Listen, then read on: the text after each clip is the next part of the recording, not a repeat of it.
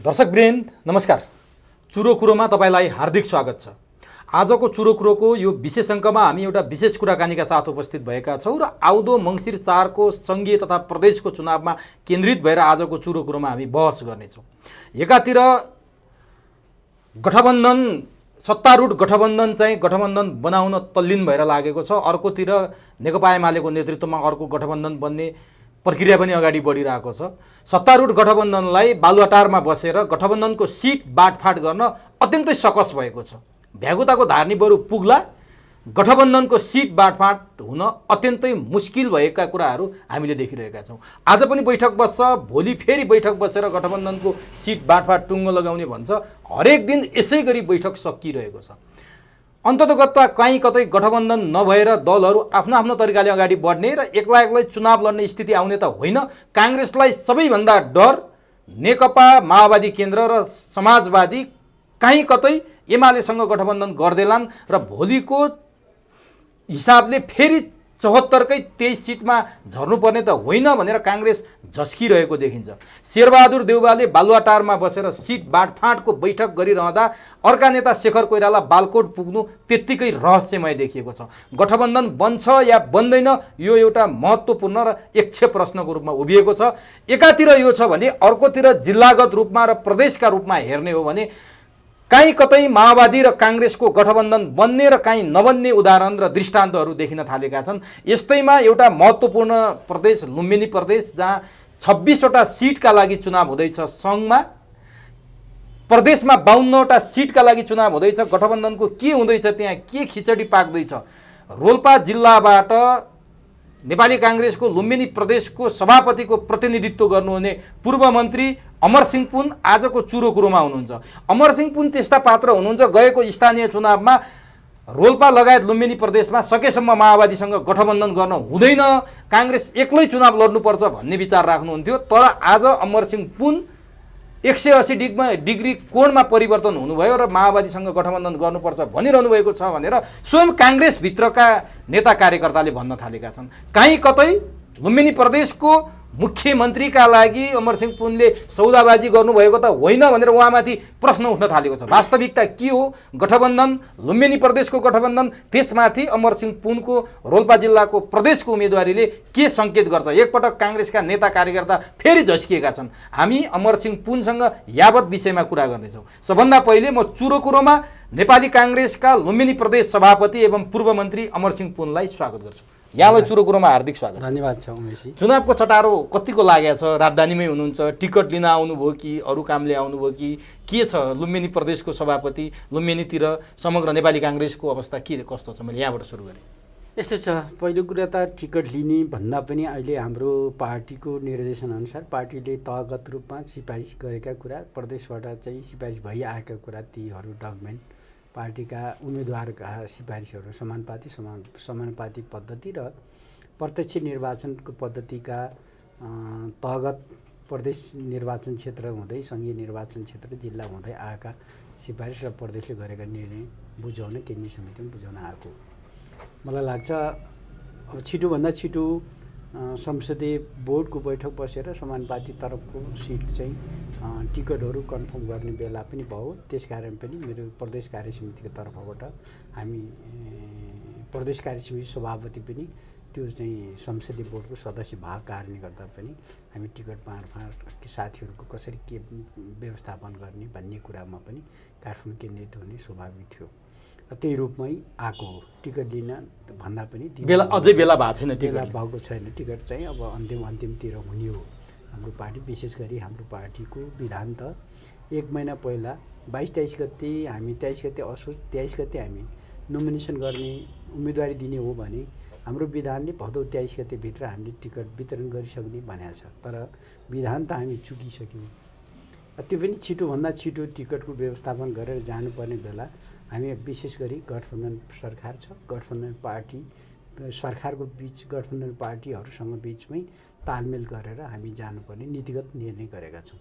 त्यही रूपमा शीर्ष नेता कार्यदल अहिले वास्तवमा सिट बाँडफाँडकै कुरामा चाहिँ नेताहरू लागिरहनु भएको छ। त्यो एउटा खालको मोडल पास भइसकेपछि सायद यी कुरा मैले गरेका कुरा टिकट बाँड एउटा गति लिएर अगाडि एउटा गति लिएर बाँड्ला त्यो रूपमा हामी चाहिँ लागेका छौँ। नेताहरू अहिले विशेष गरी गठबन्धन पार्टीभित्र कसको कहाँ के छ र कसरी अगाडि जाने र कसरी कुन पार्टीले कुन निर्वाचन क्षेत्र लिने भन्ने कुरामा अहिले विशेष गरी सङ्घीय निर्वाचन क्षेत्रको बाँडफाँड पनि नेताहरू लागिरहनु भएको छ। त्यो नै टुङ्गिरहेको अवस्था छैन।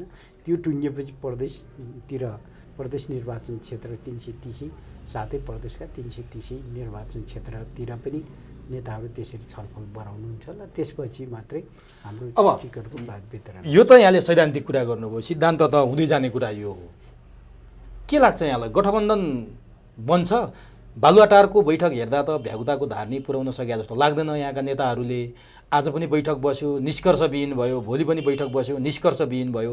गठबन्धन बन्ने या भत्किने कतातिर देख्नुहुन्छ सम्भावना? भत्किने पनि उत्तिकै सम्भावना छ। भत्किने र बन्ने भन्दा पनि आफ्नो स्वार्थ केन्द्रबिन्दु राखेर कुनै पनि दलका नेता गठबन्धन पार्टी सिङ्गो यसपालि काङ्ग्रेस पार्टी र माओवादी पार्टी अथवा चाहिँ जसपा अथवा चाहिँ एकीकृत समाजवादी अथवा जनमोर्चा भन्नुभन्दा पनि हाम्रो गठबन्धन पार्टी सम्झिएर गठबन्धनले जित्ने हो भने बाँडफाँडमा केही समस्यै छैन।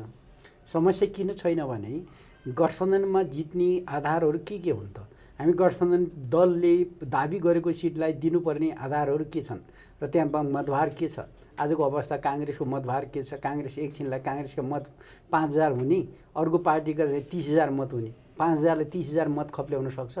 त्यस कारण 5000लाई 30000 मत खप्ल्याउन सक्छ। जहाँ 30000 जुन पार्टीको छ त्यो पार्टीलाई नेतृत्व स्वीकारेर त्यस गरी व्यवस्थापन गरेर गयो भने यहाँ सिट बाँडफाँडको केही समस्या छैन। तर दम्ब काङ्ग्रेसले देखायो भनेर आरोप लागिरहेको छ। केही देखाएको छैन। काङ्ग्रेस यस्तो पार्टी हो र काङ्ग्रेसले सबै पार्टीलाई यहाँसम्म आउँदै गर्दा यो व्यवस्था यो बहुदलीय प्रजातन्त्र भन्नुहोस् अहिले यो सङ्घीय गणतान्त्रिक लोकतन्त्रमा काङ्ग्रेसले जसरी अरू पार्टीलाई समेटेर हिँडेको छ, जसरी आफू पछाडि परेर पनि अरू पार्टीको हकहितका लागि सबैको प्रतिनिधित्व हुनुपर्छ भनेर जसरी लागेको छ त्यसरी काङ्ग्रेसले दम्ब देखाउँछ।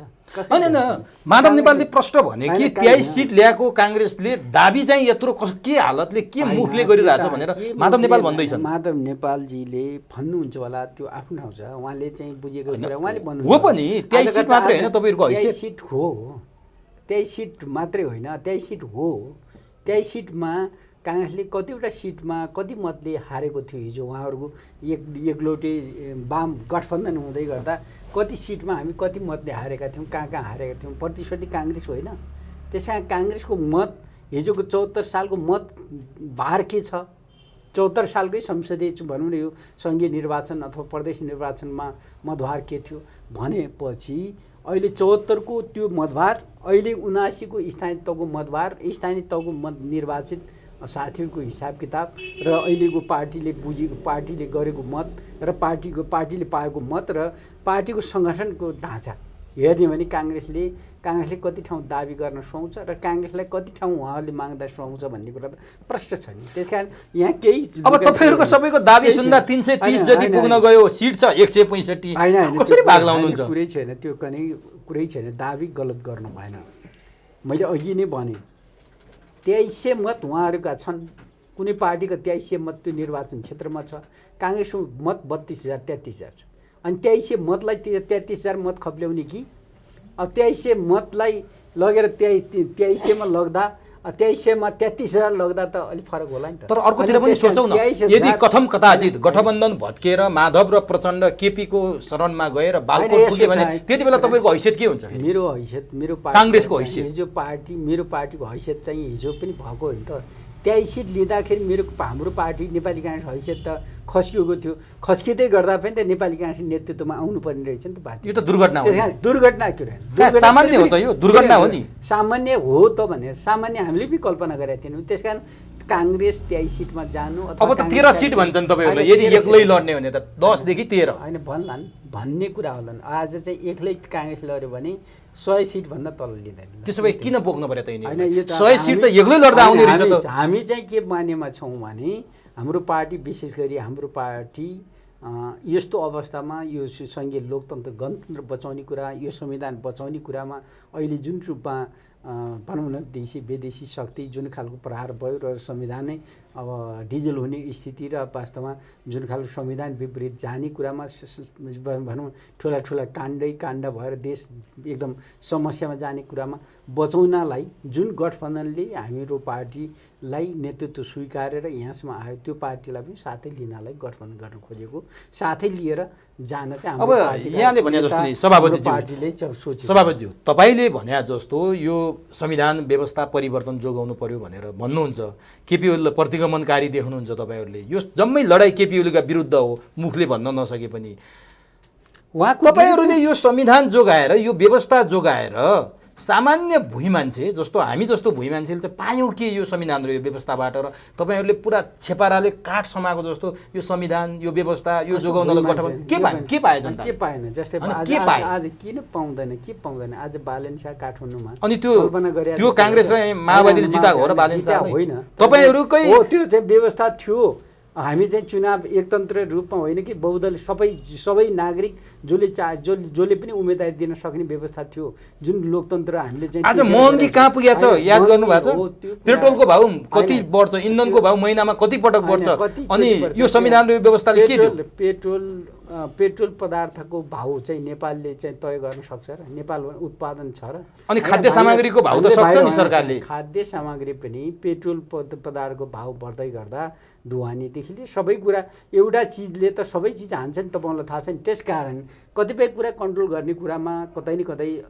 अर्को कुरा भनौँ, बजेट झन्डै 17 खर्बको छ, व्यापार घाटा वार्षिक 17 खर्बकै छ, 18 खर्बभन्दा बढी ऋण छ। आज हरेक नेपालीको टाउकोमा थाप्लोमा 62,000 भन्दा बढी ऋण छ।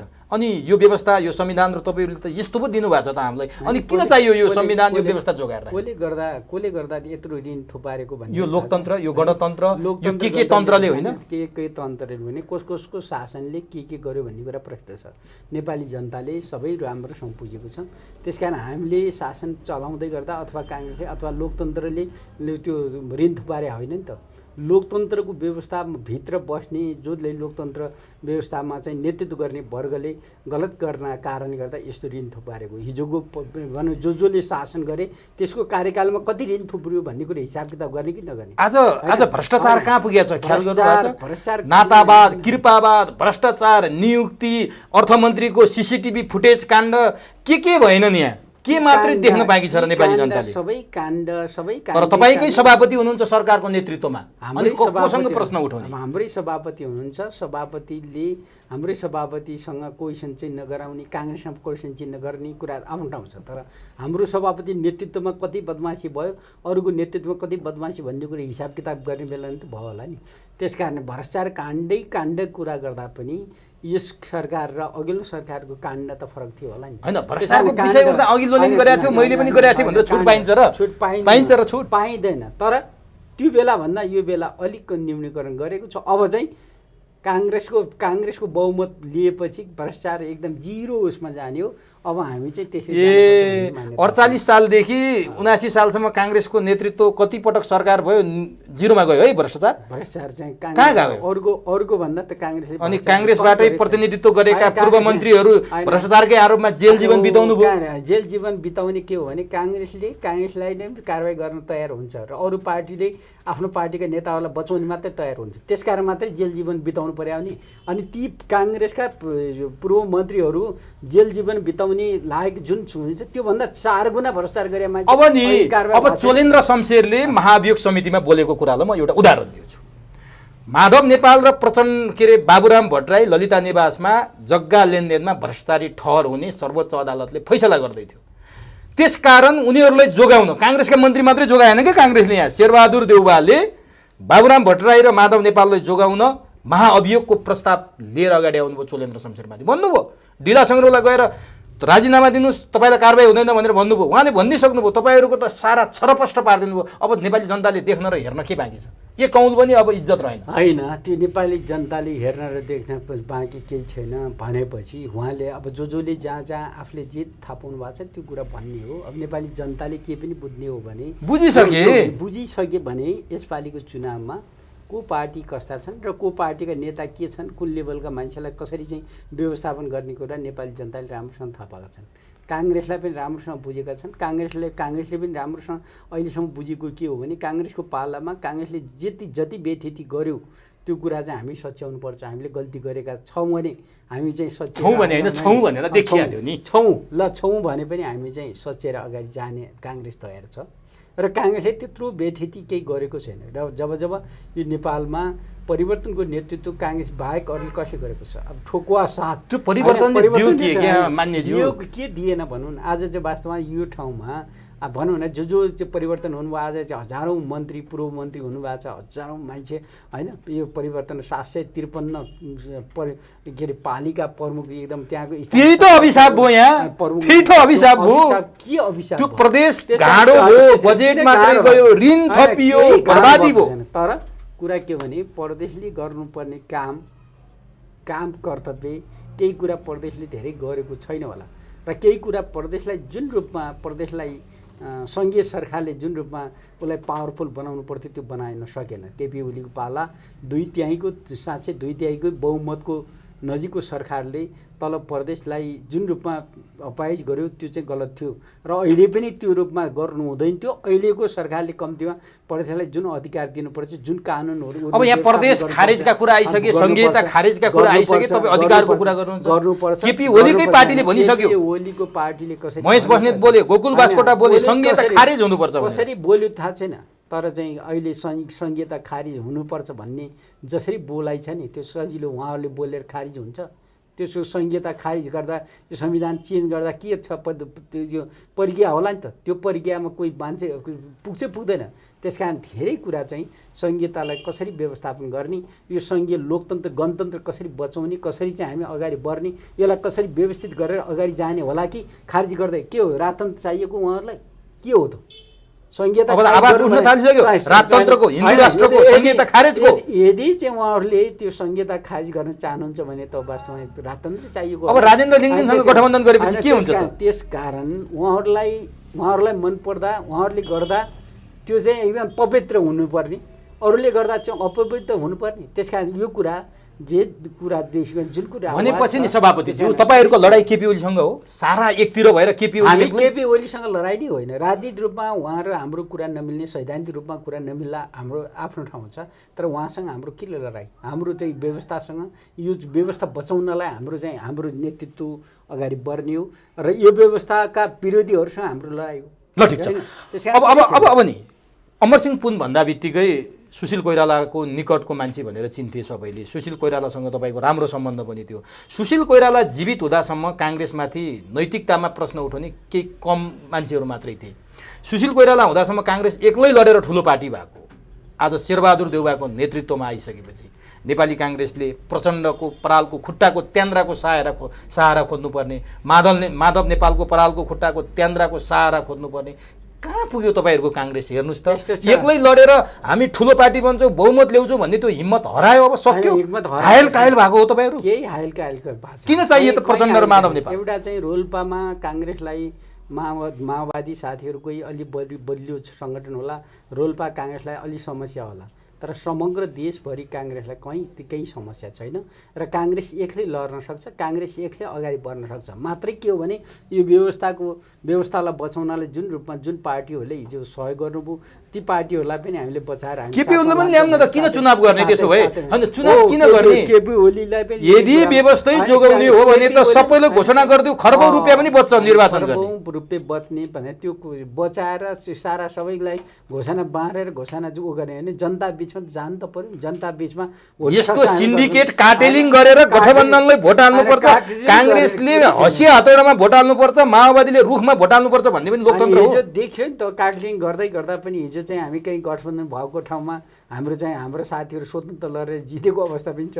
कहीँ गठबन्धन जितेर सत्ता कब्जा गर्ने मात्रै यो चुनाव, अर्को पार्टी जितेको अवस्था चुनाव भनेको जितेर होला नि। यदि सही रूपमा गठबन्धन पार्टीको त आफ्नो ठाउँ छ, यी गठबन्धन दलहरूले जुन रूपमा सिट बारबारमा दाबी छ त्यही रूपमै जनताको मत आधार, जनताको त्यहाँको चाहिँ इच्छा आकाङ्क्षा, जनताको भनौँ जनताको चाहिँ लाई त्यहाँको जनताको जुन उद्देश्य छ त्यो क्षेत्र निर्वाचन क्षेत्र जुनको सङ्गठन जसरी छ त्यसरी नजाँदा भोलि चाहिँ पार्टी यो गठबन्धन पार्टीलाई पनि क्षति हुन्छ, गठबन्धन पार्टीभित्र पनि ठुलो चाहिँ ऊ हुनसक्छ। होइन म यहाँलाई कहाँनिर रोक्न चाहेँ, चुनाव केका लागि?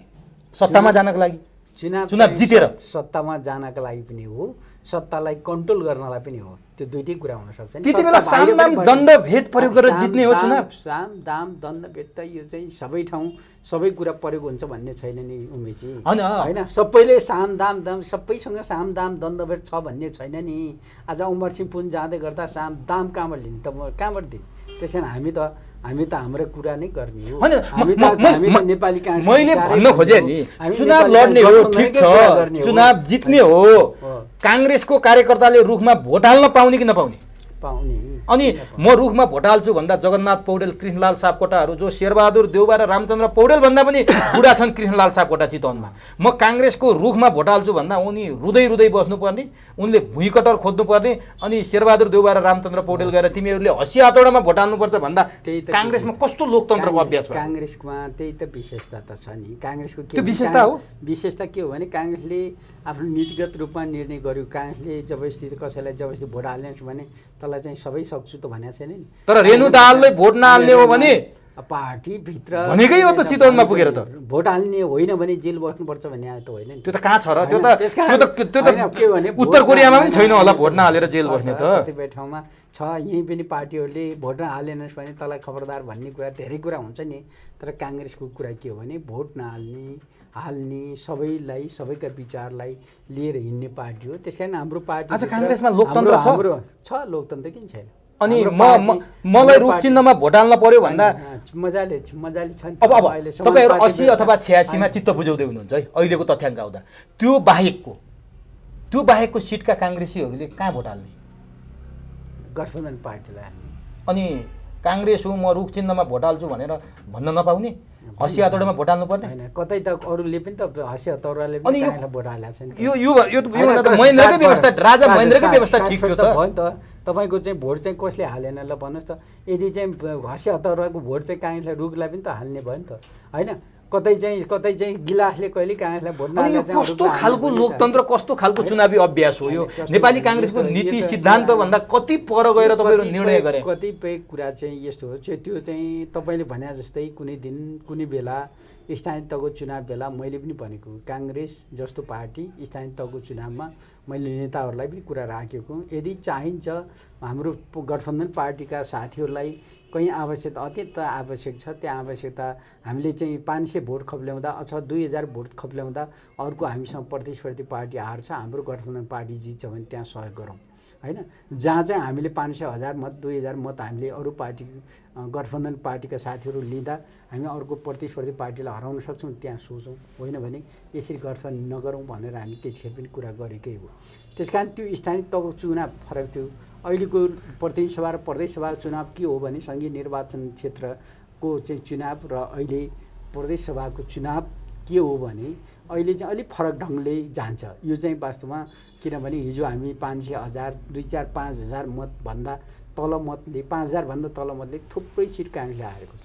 त्यस कारण त्यो थुप्रै ठाउँमा 10,000 भन्दा बढ्ता मत हाम्रो चाहिँ गठबन्धन पार्टीले हामीलाई दिएर सबै हाम्रो जित्ने 90, 80, 90, 100 यहाँको तर्कलाई मैले माने कि 100 लिउँला, 100 सिट लिउँला, 100 सिटमा 100 जित्यौँ भने त त्यो फाइदा होला नि। ल ठिक छ, होइन? तर अरू साथीहरू 65 सिट हाम्रो गठबन्धन पार्टीका अरू पार्टीले दिउँला, 65 सिट जिताउँदा त 165 हाम्रो गठबन्धन जित्यो नि त। ल ठिक छ, यो पनि माने। तर अमरसिंह पुनले मैसँगको कुराकानीमा स्थानीय चुनाव ताका भन्नुभयो, माओवादीसँग हामी कुनै पनि हालतमा गठबन्धन गर्दैनौँ, केन्द्रले भने पनि हामी चाहिँ गर्दैनौँ भनेर भन्ने तपाईँ हो र तपाईँमाथि तपाईँकै जिल्लाका तपाईँकै प्रदेशका मान्छेहरूको प्रश्न छ।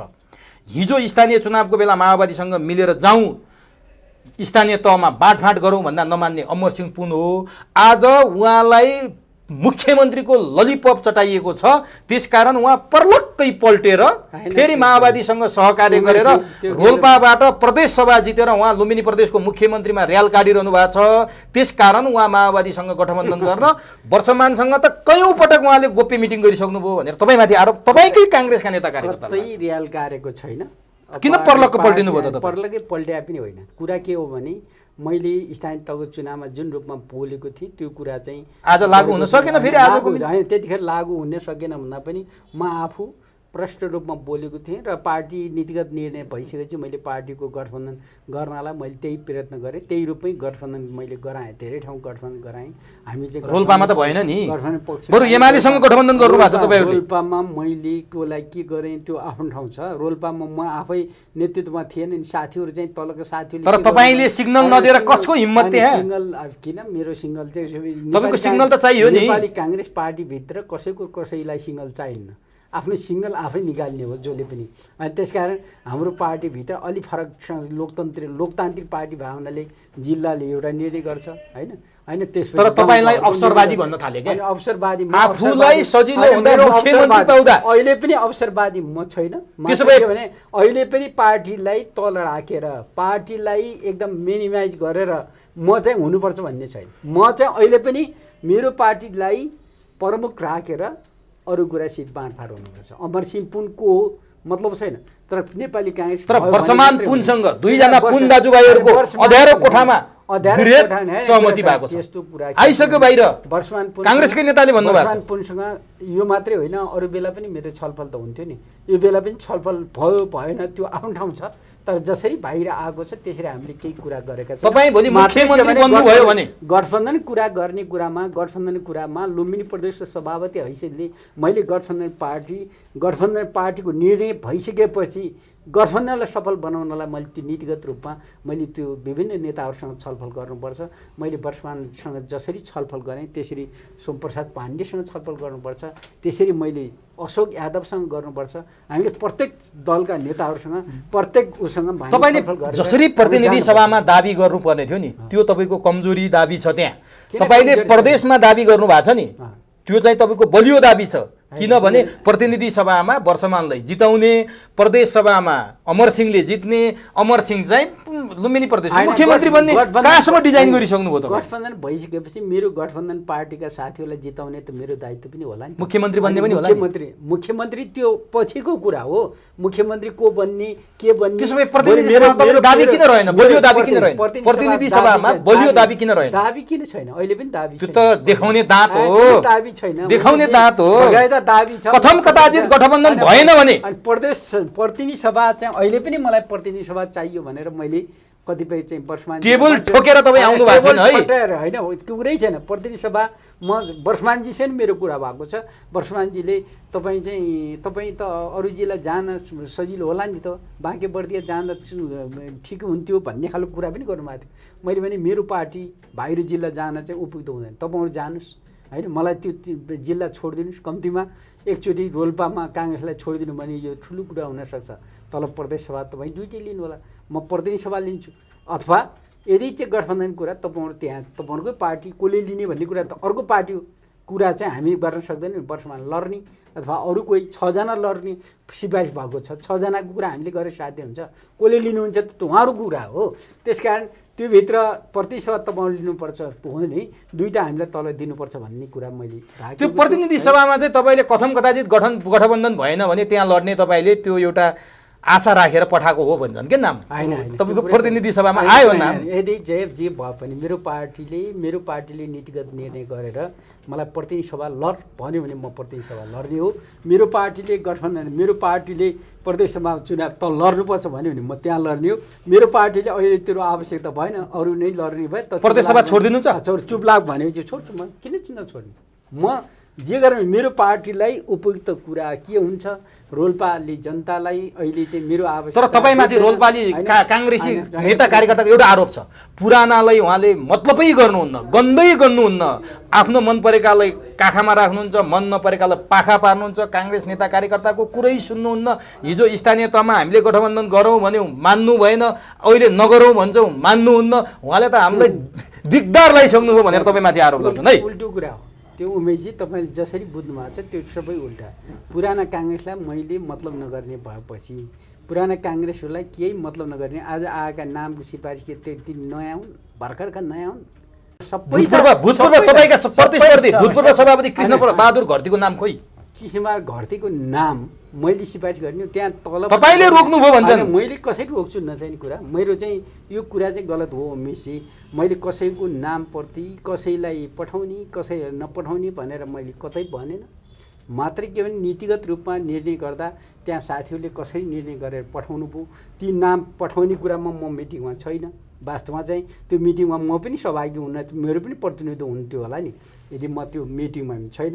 साथीहरूले कसरी बुझ्नु पऱ्यो कसरी निर्णय गरेर पठाउनु भयो कसका नाम पठाउनु भयो। यदि पुरानो भन्नुहुन्छ भने आज रोल्पामा सबैभन्दा पुरानो काङ्ग्रेस त सुरेन हमाल होला नि त होइन। आज पुरानो भन्नुहुन्छ भने सुरेन हमाल होलान्, भीमकुमारी बुढा होलान्, माधव प्रसाद आचार्य होलान्, यी त होलान् नि, यी नाम त होलान् नि सबैभन्दा पुरानो। यदि चाहिँ पुरानो अर्को पक्षलाई चाहिँ गरेन भन्ने हुन्छ भने मानबहादुर खत्री कसको पक्ष? तर कृष्णबहादुर घरतीको नाम मानबहादुर खत्री भनौँ न हामीसँग प्रतिस्पर्धी पार्टी स्वाति उम्मेदवार को हो? मानबहादुर खत्री होइन। त्यस कारण मानबहादुर खत्रीको नाम पनि आएको छ नि त। भीमकुमारी बुढा होइनन्, श्रीकुमारी छन् होइन, त्यो दुर्गाबहादुर खड्का छन् अथवा धेरै मान्छेको नाम छन्। त्यस कारण यो कसको तपाईँले सबैले न्यायोचित व्यवहार गर्नुभएको छ काङ्ग्रेस कार्यकर्ताले? मलाई कुनै लाग्दैन म कसैप्रति कुनै व्यक्तिप्रति म व्यक्ति कुनै। तर तपाईँको कुरामा आपत्ति कहाँ राखेका छन् भने हिजो स्थानीय तहमा जे अडान लिनुभएको थियो त्यो अडानबाट पछि हट्नुभयो। बरु हात काटेर फाल्छौँ अमरसिंह पुन र शेरबहादुरले भन्दैमा हामी चाहिँ माओवादीलाई भोट हाल्न सक्दैनौँ भन्ने काङ्ग्रेस पनि त्यही छन्। त्यो त के भन्नुहुन्छ उहाँ? त्यो चाहिँ यस्तो छ, हात काटेर फाल्छौँ भन्ने कुरा धेरै ठाउँ भनेको थियो। तपाईँ त्यही चितवनमा धेरै हात काट्या होइन हो कि होइन? धेरैले आफ्नो हात काटेर फाल्या भने कि होइन? चितवनमा त आखिर काङ्ग्रेसले भोट हाल्यो नि। त्यो के आक्रोश मात्रै हो? त्यो एउटा खालको तत्कालीन। तर तपाईँलाई नि एउटा कुरा स्मरण गराइदिउँ म, रोल्पामा कति काङ्ग्रेसहरू काटिए होलान्, कतिका कोख रित्तिए होलान् काङ्ग्रेस भन्दै, कतिका काख रित्तिए होलान्, कतिका सिन्दुर पुछिए होलान्, तिनीहरूको आत्माले तपाईँहरूलाई सराप्दैन? यो कुरा चाहिँ के हो भने उमेशजी हामी रोल्पामा सबैभन्दा पिराले भोगेको रोल्पा हो। रोल्पा के हो भने त्यही दृष्टिकोणले सधैँ हेरिरह्यौँ भने हामी अहिले कहाँ परिवर्तन हुन सक्छौँ त? हामी 122जना काङ्ग्रेसी काटेका छन्, मेरा काङ्ग्रेसी नेताहरू मारेका छन् 122जना, झन्डै 1000जना त सबै रोल्पालीहरूले ज्यान गुमाउनु पऱ्यो। 1000 झन्डै 1000 जस्तै रोल्पालीहरूले ज्यान गुमाउनु पऱ्यो। आखिर ती रोल्पालीहरू चाहे माओवादी धेरै सङ्ख्यामा माओवादी साथीहरू ज्यान गुमायो भने केही सङ्ख्या सुरक्षाकर्मी कर्मचारीहरू गुमे, राष्ट्रिय कर्मचारीहरू सुरक्षाकर्मीहरू गुमे, 122जना काङ्ग्रेस गुम्यो भने अरू पार्टीका साथीहरू पनि गुमेका छन्। त्यस कारण ती कुरा सम्झिरहनुभन्दा पनि अहिले रोल्पालाई वास्तवमा बिर्सिनु पर्यो अब होइन? कसरी बिर्सिन्छ मान्छेले? बिर्सिनु भएन त्यो कुरालाई। तपाईँ नेताहरूको भएन, तपाईँ नेताहरूको कुरालाई पनि सम्झिँदै ती कुरा बिर्सिने होइन, ती कुरालाई सम्झिँदै हिजो के कारण हामी द्वन्द्वमा थियौँ ती कुरालाई पनि सम्झिँदै छ्याप्प हसी हातौडामा भोट हालौँ। अब आज हामी वास्तवमा हामी जुन रूपमा रोल्पाले क्षति भोग्यो त्यो क्षतिबाट बचाउने, रोल्पालाई त्यो क्षतिपूर्ति गर्ने, त्यो क्षतिपूर्ति गर्न हसी हातौडामा भोट हाल्नु पर्यो। र काङ्ग्रेस मिलेर माओवादीले काङ्ग्रेसलाई भोट हाल्ने, काङ्ग्रेसले माओवादीलाई भोट हाल्ने अनि रोल्पा सबै मिलेर बनाउने कुरामा एक ठाउँ रहौँ भनेपछि पुन दाजुभाइहरूको गम्भीर कुरा भएछ भन्ने कुरा। गम्भीर कुरा तपाईँ चाहिँ हसी हातौडामा भोट हाल्न सक्नुहुन्छ होइन? सक्नुहुन्छ। मैले हसी हातौडामा भोट नीतिगत रूपमा निर्णय भइसकेपछि मैले हसी हातौडामा भोट हाल्दा मेरो जातै जाने अथवा मेरो धर्मै जाने त होइन नि। हाल्न सक्नुहुन्छ? हाल्न सकिन्छ। मलाई वर्षमान पुनले रुखलाई भोट हाल्न सक्दा, प्रचण्ड के अरे पुष्पकमल दाहालले रुखलाई भोट हाल्न सक्दा शेरबहादुर देउवाले हसी हातौडालाई भोट हाल्न नसक्ने हुन्छ? किन चाहियो काङ्ग्रेस माओवादी भनेर पार्टी छुट्टा एउटै बनाइदिउँ न त? होइन, एकजना प्रचण्डलाई पार्टी सभापति घोषणा गरिदिउँ न। अहिले त कुरा के हो भने अहिलेको कुरा चाहिँ नीतिगत रूपमा सही निर्देश गर्ने हेर्ने हो भने हाम्रो पार्टी तपाईँले भने जस्तो हाम्रो पार्टी कुनै पार्टीसँग गठन गरेर जानुपर्ने परिस्थिति चाहिँ होइन काङ्ग्रेस। काङ्ग्रेस त्यो पार्टी हो, पुरानो पार्टी, कसैलाई धेरै कुरा बुझाइरहनु पर्ने कुरा परिस्थिति होइन। काङ्ग्रेस एक्लै लड्न सक्ने पार्टी हो। जब गठबन्धन गरिसकेपछि हाम्रो पार्टीले गठबन्धन साथीहरूलाई टिकट वितरण गर्दा, सिट बाँडफाँड गर्दा सही मूल्याङ्कन गरेर कसको सङ्गठन कति छ र त्यही अनुसार मूल्याङ्कन गरेर वितरण गर्ने एउटा पद्धति हो।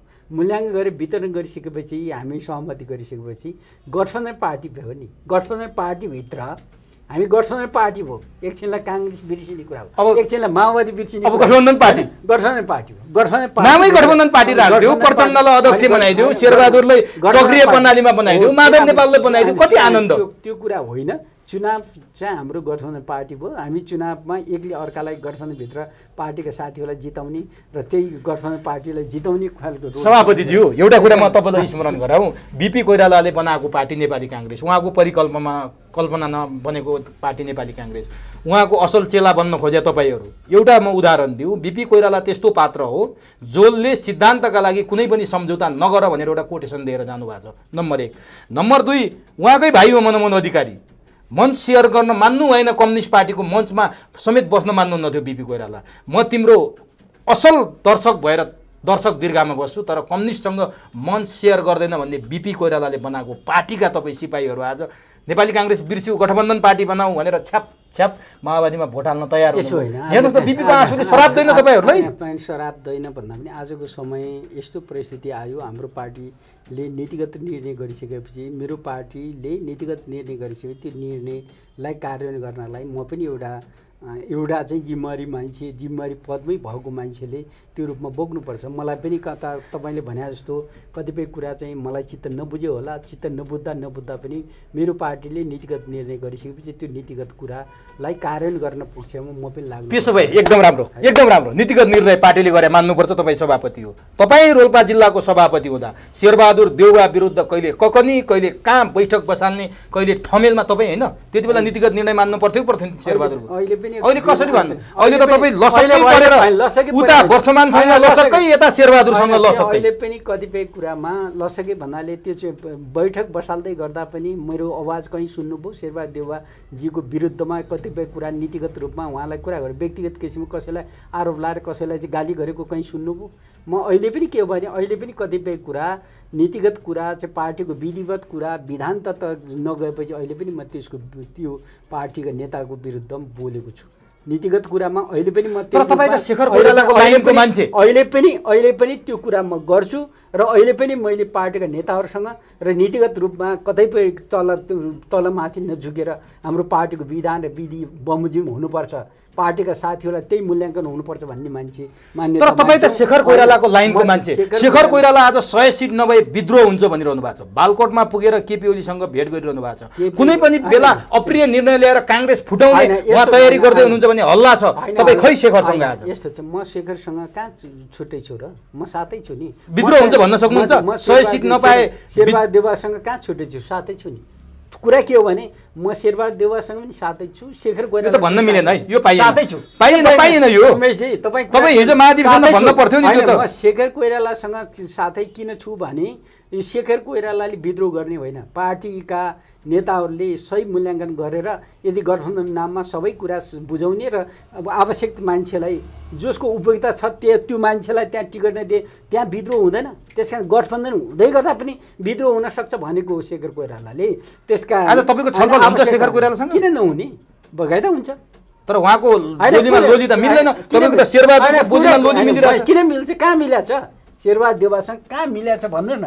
शेरबहादुर देउवासँग तपाईँ र रोल्पामा माओवादी र काङ्ग्रेसको सम्बन्ध नीतिगत रूपमा निर्णय भएको छ, त्यो मान्ने छ। तर चाहिँ जुन विधिवत रूपमा साथीहरूलाई टिकट दिने कुरा होला, अहिले समानुपाती दिने वितरण गर्ने कुरा होला, पुरानो साथीहरूलाई जुन मूल्याङ्कन गर्नुपर्ने त्यो गर्नुपर्छ भन्ने मान्यता मेरो आज पनि छ। जुन रूपमा पार्टीको चाहिँ लोकप्रियता मान्छेलाई टिकट दिनुपर्छ भने आज पनि त्यो मान्यता छ। सभाजीसँग मेरो त्यो खालको कुरा हुन्छ। त्यस कारण म शेखर कोइरालासँग कहाँ टाढा छु, शेरबहादुर देउवासँग कहाँ नजिक। तर रोल्पामा काङ्ग्रेस र माओवादीको पानी बाराबार थियो। आज सम्बन्ध सुमधुर भए देखेर अरूले जिब्रो टोक्न थाले के आयो त्यस्तो जादु? सम्बन्ध हिजो माओवादी र काङ्ग्रेसको पानी बाराबार त्यस तपाईँले भने जस्तो पानी बार पनि होइन।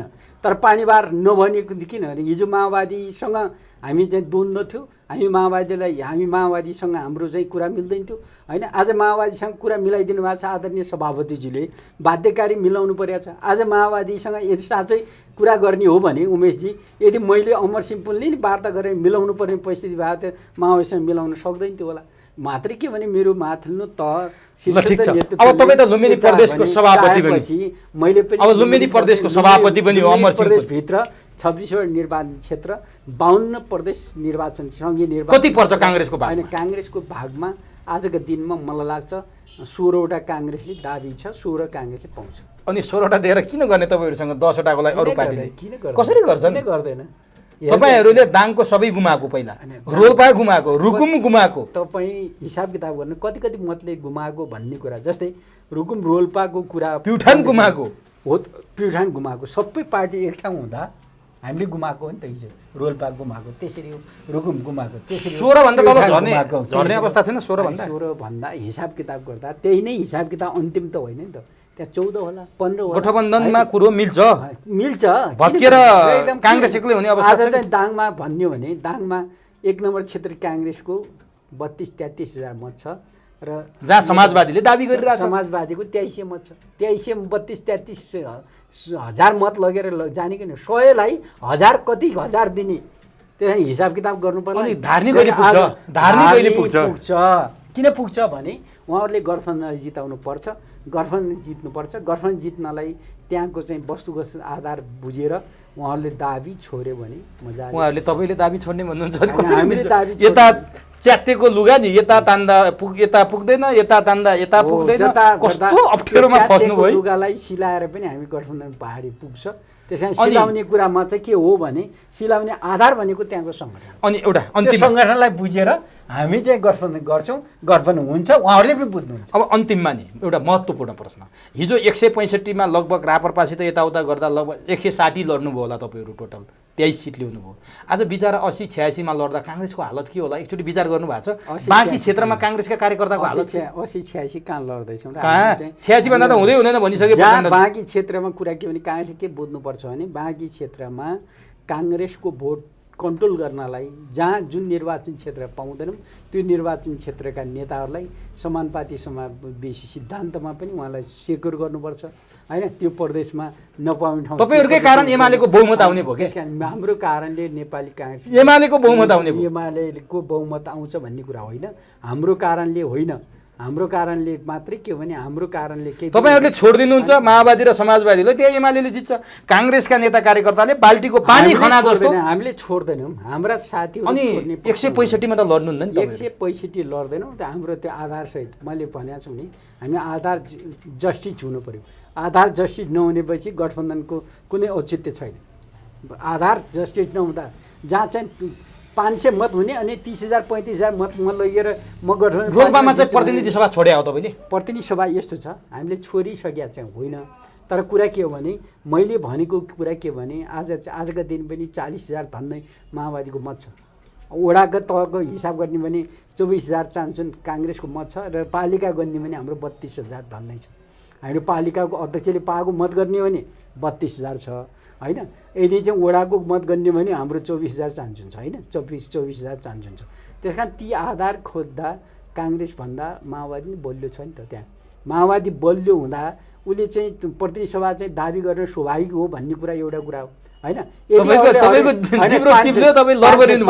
500 मतवालाले अगाडि हात उठाइसक्नुभयो, प्रतिनिधि सभा चाहिँ दाबी गर्छ भने होइन, बहुमत धेरै मत हुने मान्छेले दाबी गर्न अस्वाभाविक हो भन्न सक्दैन। तर त्यहाँ अहिले पनि हाम्रो दाबी के छ भने प्रतिनिधि सभा हामीलाई दिनुपर्छ होइन, प्रदेश सभा उहाँहरू लड्नुपर्छ भन्ने दाबी छ। यदि प्रतिनिधि सभा उनीहरूले लग्यो तपाईँले मत काउन्ट गरे हिसाबले भने तपाईँहरूको प्रदेश एउटा मात्र कि दुईटैमा दाबी रहन्छ? हाम्रो दाबी दुईटैमा। तर उनीहरू छोड्ने हालत छैनन्?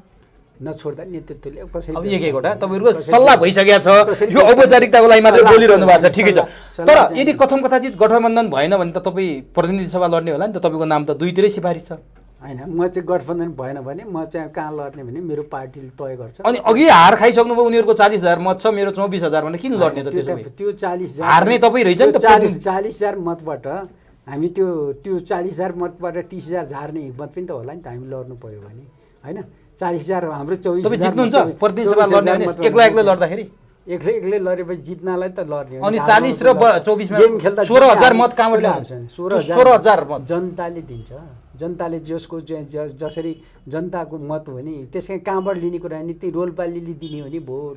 त्यसै रोलपालीले त्यहाँको आवश्यकता त्यहाँको अवस्था अनुसारको को नेतालाई भोट दिँदा ठिक हुन्छ भनेर रोलपालीले छुट्याउँछ। यो त हाइपोथेटिकल प्रश्न भयो। तपाईहरु गठबन्धनमा डुबिसक्नु भएको छ, त्यहाँबाट पार हामी डुबिया छैनौँ। गठबन्धनलाई व्यवस्थित गरेर गठबन्धनलाई एकदम के अरे हामी गठबन्धनलाई सफल बनाउने पक्षमा हामी छौँ। गठबन्धन सफल बन्छ, गठबन्धन हुन्छ, त्यसमा दुई मत छैन। भोट हाल्दैनौँ भन्ने नेता कार्यकर्तालाई के भन्नुहुन्छ? के भन्नुहुन्छ? भोट हाल्दैनौँ भन्ने साथीहरूलाई यसपालि अब जे भयो भइहाल्यो। नीतिगत निर्णय गरिसक्यो हाम्रो पार्टीको हाइकमान्डले निर्णय गरेको गर्न त पहिला पनि गरे हो, कार्यान्वयन गर्नु स्थानीय तहको बेला पनि गरे हो। स्थानीय तहको चुनावमा त्यस्तो होइन नि त। स्थानीय तहको चुनावमा स्थानीय आवश्यकता अवस्था अनुसार भनेर निर्णय गरेको थियो नि त नीतिगत रूपमा। भनेपछि ल ठिक छ, यसपालि माओवादीलाई भोट हालौँ भन्ने तपाईँको निर्देश छ। यसपालि माओवादीबाट पनि भोट लिउँ, माओवादीलाई पनि हालौँ, कतै माओवादीलाई भोट हालौँ, कतै काङ्ग्रेसलाई भोट हालौँ भन्ने हो। धेरै ठाउँ काङ्ग्रेसलाई भोट हालौँ, थोरै ठाउँ माओवादीलाई भोट हालौँ भन्ने हो। हस्, धन्यवाद। समय दिनुभयो, अत्यन्त महत्त्वपूर्ण बनाइराखिदिनु भयो, यसको लागि हार्दिक धन्यवाद। धन्यवाद उमेशजी, मेरो कुरा चाहिँ राख्न दिनुभयो, त्यसको लागि धन्यवाद।